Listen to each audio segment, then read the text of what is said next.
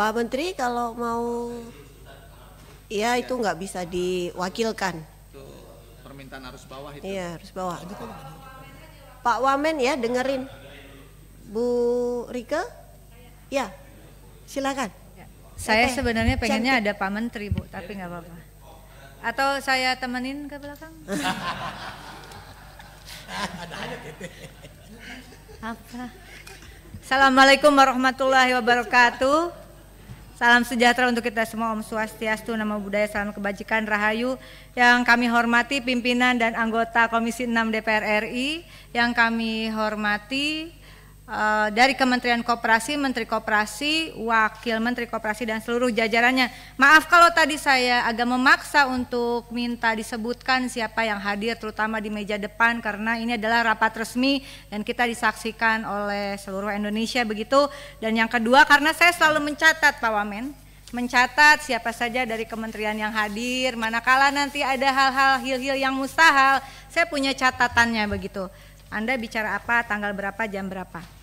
Nah, saya apresiasi dengan presentasi dari Menteri Koperasi tadi dan sangat mengapresiasi karena dari mitra sebelumnya saya kira ini adalah pemaparan yang memaparkan tentang dasar hukum, sehingga mungkin tapi nanti kalau boleh pemaparannya dimulai dengan dasar hukum, Bapak. Dan saya mendukung pemisahan Kementerian Koperasi dari UMKM, pertama karena ini akan mengubah perspektif kita tentang koperasi yang seolah-olah skala bisnisnya hanya bersifat UMKM begitu. Padahal kalau kita lihat di negara-negara lain, misalnya contohnya adalah koperasi yang kemudian mendirikan salah satu bank yang diperhitungkan di dunia, Rabobank misalnya, lalu kemudian ada Koperasi Fair Price milik National Trade Union Congress atau Federasi Serikat Buruh Singapura, dan ini tentu saja menjadi saya sangat mendukung dan saya sangat gembira akhirnya ada keputusan politik dari pemimpin nasional untuk memisahkan koperasi dari UMKM. Itu yang pertama.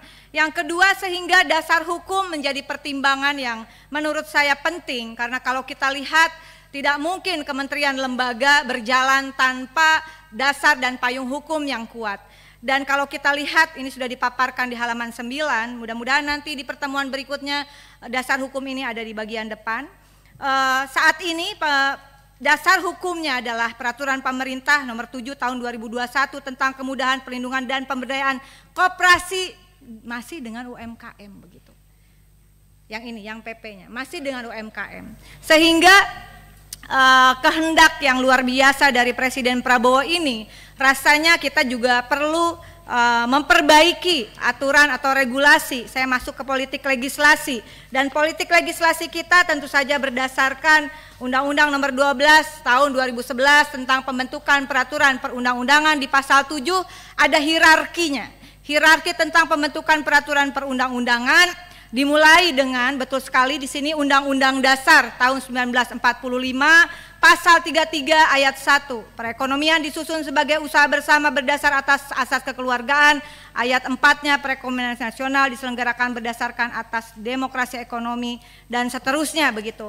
Dan yang luar biasa adalah ini pertama kali kementerian di dalam hierarki pasal 7 ayat 1 tersebut, Undang-Undang Dasar, lalu TAP MPR begitu, undang-undang, baru peraturan presiden, Perpu dan sebagai undang-undang atau Perpu, lalu kemudian peraturan presiden dan sampai peraturan daerah.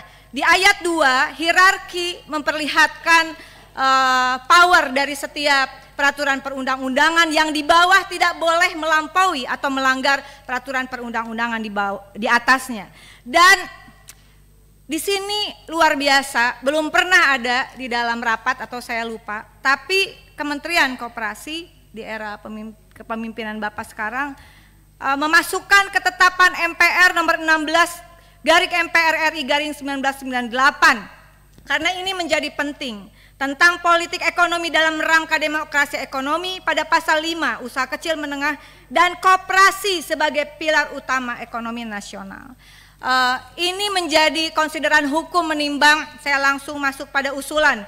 politik legislasi, saya bedakan politik legislasi, politik anggaran, dan politik pengawasan Bapak. Kita harus bekerja cepat dalam saya kira 100 hari kerja ini bisa dikerjakan simultan oleh tim di Kementerian Koperasi.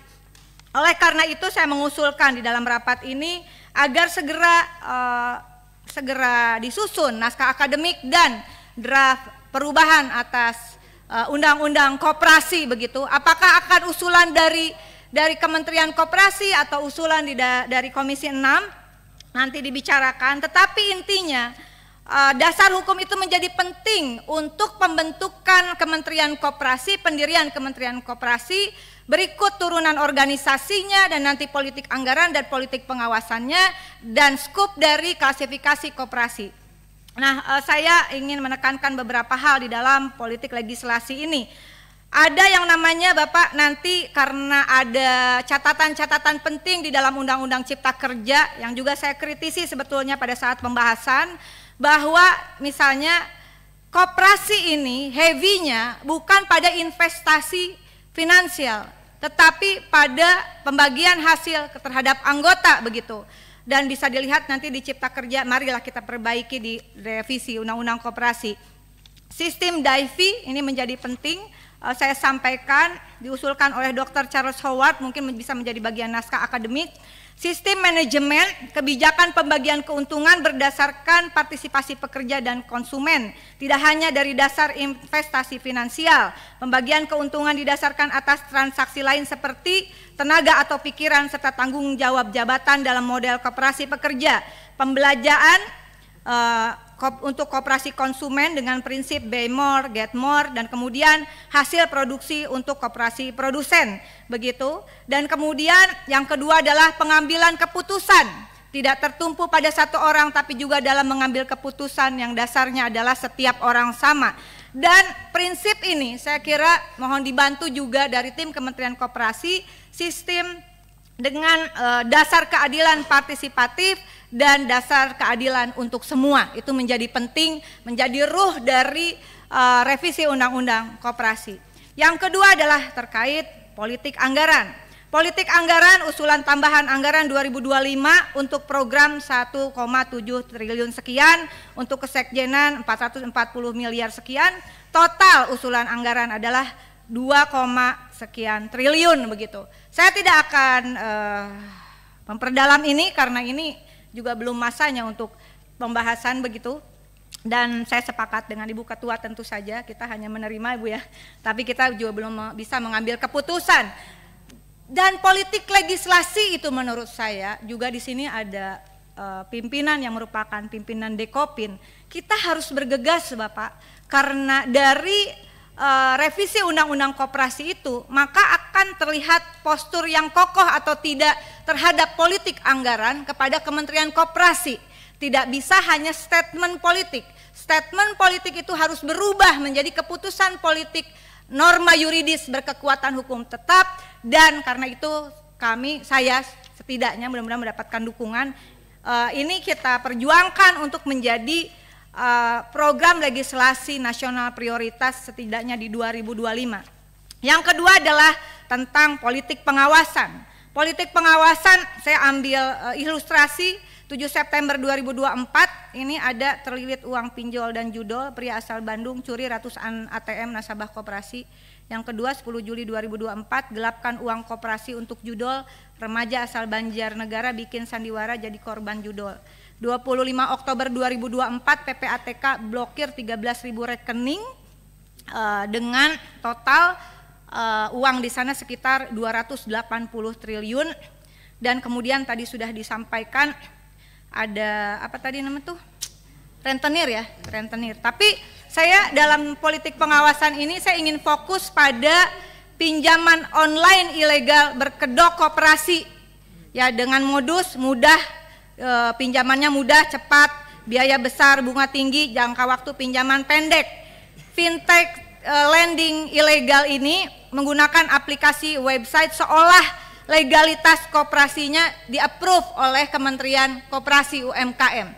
Nah, Bapak, dari temuan PPATK ini dan tentu saja jangan sampai kami mendukung agar jangan sampai kecolongan lagi ada ordal ini di Kementerian Koperasi.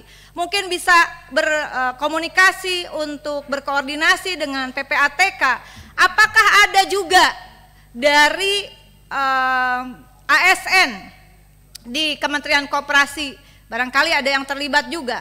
Atau segeralah mungkin membentuk tim mengenai fintech ilegal atau pinjol berkedok koperasi ini.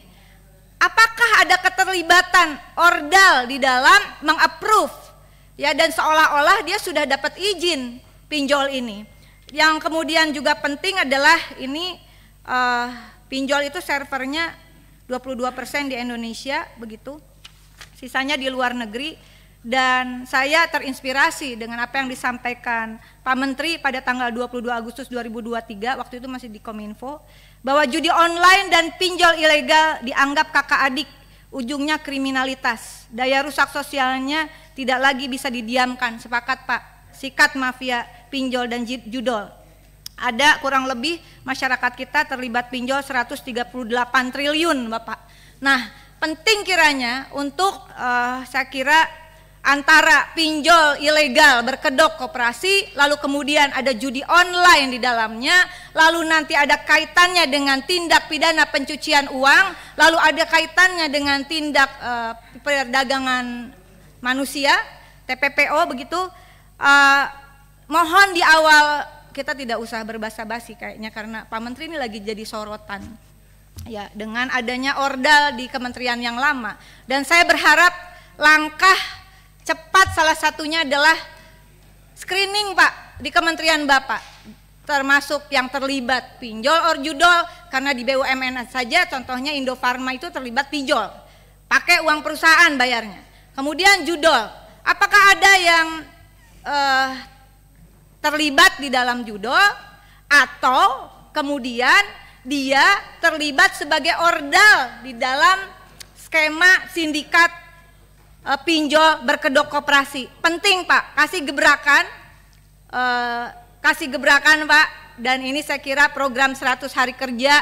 Kalau memang ada yang terlibat, langsung pecat Pak, langsung beri sanksi, dan usulkan, saya sudah mengusulkan secara terbuka sanksinya kepada ASN yang terlibat ke dalam judol adalah Undang-Undang ITE, Undang-Undang KUHP, dan Undang-Undang tentang penyelenggaraan negara yang bebas dan bersih dari korupsi, kolusi, dan nepotisme. Demikian pimpinan, mudah-mudahan memang agak panjang, tapi saya datang pertama karena dikasih terakhir.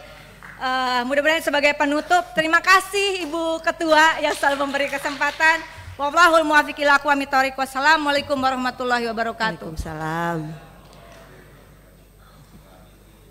PKB ya.